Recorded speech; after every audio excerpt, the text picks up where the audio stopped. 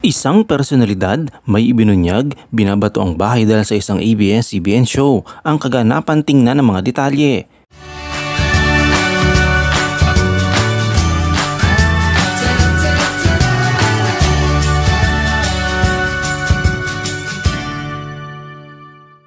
Ibinunyag ng isang award-winning director turned actor na ito ang latest na kaganapan sa kanyang career matapos na mapabilang sa isang kapamilya show.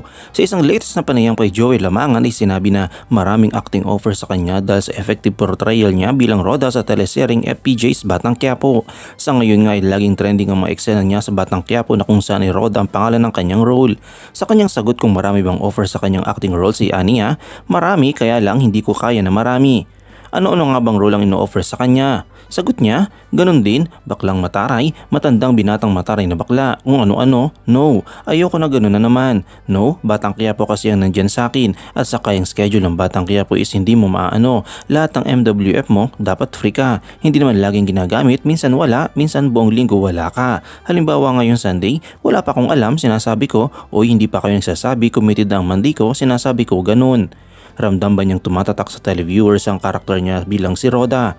Tumikwas ang kilay niya ng 69-year-old actor-director at sinabi, "Naku day, binabato nga ang bahay ko, binabato nga ng mga bata. Dati pag bumababa ako, yung mga bata naglalaro sa kalye, Direk, good afternoon po Direk. Ngayon, pag bumababa ako, Roda, Roda. Sabi ng mga bata, Diyos ko, naririndi ako. Tinawag ko sila, halika, matanda na ako. Baka sinisigaw niyo ako. Kasi ikaw, salbahe ka, sabi ng mga bata. Tatalakan ko naman, halika, umaamo naman sila sa akin. Lumalapit at nagmamano."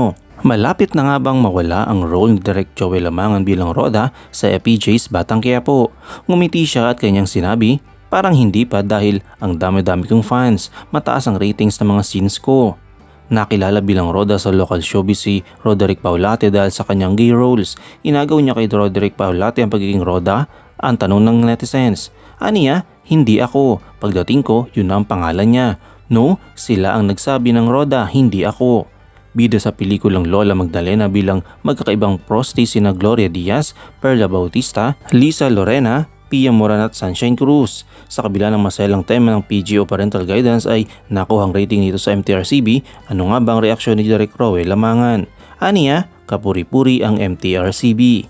Ano ang iyong komento kaugnay dito? Shoutout tayo kay na Slapshock Masinda de Miguel, kay Nilda Reyes at kay Gloria Tortuga.